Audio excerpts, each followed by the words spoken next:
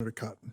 Thank you, Mr. Chairman. I want to add my voice to the objections raised by Senator Cornyn and Senator Lee about scheduling a panel with 5 witnesses, one of which is a lifetime judicial appointment, the other 4 of which are very important appointments to the executive branch. Senator, would you allow me to respond and not at Please. the expense of your time? Please.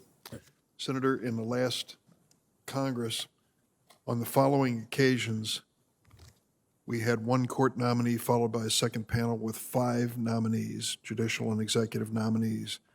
October 4th, 2017, December 13th, 2017, May 9th, 2018, June 6th, 2018, August 22nd, 2018, October 17th, 2018, May 22nd, 2019, December 4th, 2019.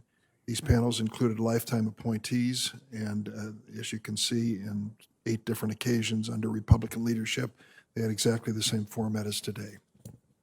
No time like the present to change our ways. And since, as a new member of the committee, I'm observing that I don't think that we should have 4 important executive branch nominees in front of us at a time. But thank you. Mr. Chipman, you testified to Senator Lee that it's a serious felony to lie on a background check application. I agree. The ATF form 4473 asks, are you an unlawful user of or addicted to any drug or uncontrolled substance? If an applicant checks yes, they cannot purchase a firearm. On March 25th, Politico reported that Hunter Biden, President Biden's son, applied for a handgun that was later thrown in the trash and had to be recovered by Secret Service agents in 2018. Politico reported that Hunter Biden completed this background check and answered no to the question of whether he was an unlawful user of or addicted to any drug. Hunter Biden has since published a book and gone on a nationwide book tour, conducting numerous interviews, stating that he was, in fact, very much addicted to drugs at the same time that he purchased this firearm. This would mean that by his own admission, Hunter Biden lied on that form and, by your earlier testimony, committed a serious felony. Should Hunter Biden be prosecuted for breaking this law? Senator, thank you for your question. If I'm confirmed as ATF Director, it will be my responsibility to enforce all federal laws without political favor. I do not know any factors in this particular case, but I am familiar with the press account of it. Well, my understanding is the statute of limitation is only 5 years, and that this happened in 2018. Mr. Biden is obligated to keep a record of that form for up to 5 years himself. So this should be a fairly easy case to investigate. Can I get your commitment that if you are confirmed, you will in fact look into this matter and refer it for prosecution if you find that Hunter Biden violated the law? Senator, what I will assure you is that if ATF Director, I will ensure that all violations of law are investigated and referred. I'm not sure that it has not been investigated. Well, I hope it has, and if the facts are as clear-cut as they appear to be, based on Mr. Biden's own admission, I would expect to see criminal charges forthcoming. But I would say that when a case is as high profile as this, if there is not an answer for the American people and public, it severely undermines the confidence in our gun laws, as well as the ATF and the Department of Justice, if there are not criminal consequences. I want to turn to a second matter now, Mr. Chipman. You have called for an assault weapons ban. I have a simple question for you. What is an assault weapon? Senator, an assault weapon would be, in the context of the question you asked, what Congress defines it as.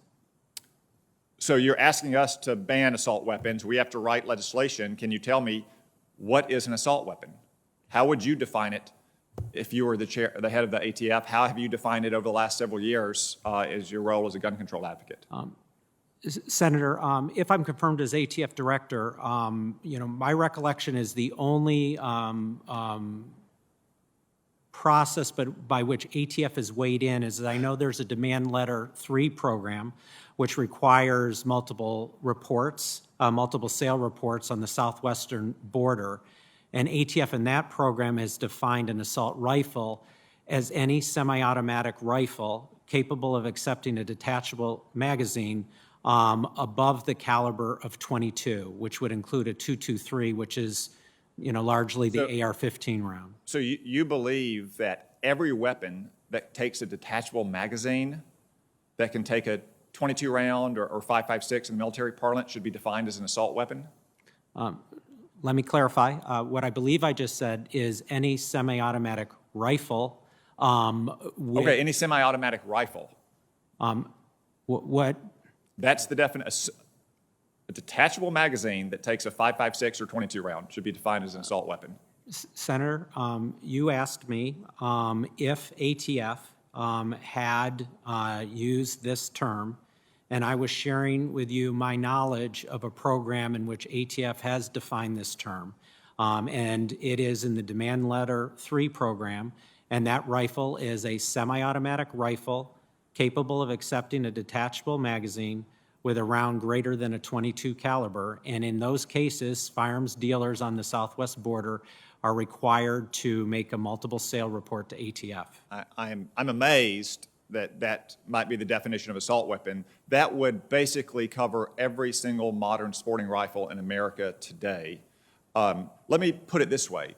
If I wanted to buy an assault weapon, and I walked into Walmart or Cabela's or some other firearm dealers, and I looked up on the wall where they were labeling their weapons, would there be a label on the wall for assault weapon?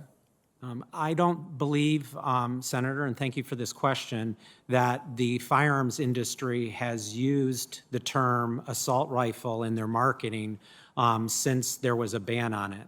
It was after that that they changed their use of the term assault rifle to the modern sporting rifle. Well, so I've been in Walmarts and I've been in Cabela's, and I've seen that you can find sections for pistols or handguns or for shotguns or for rifles because those are actual kinds of firearms.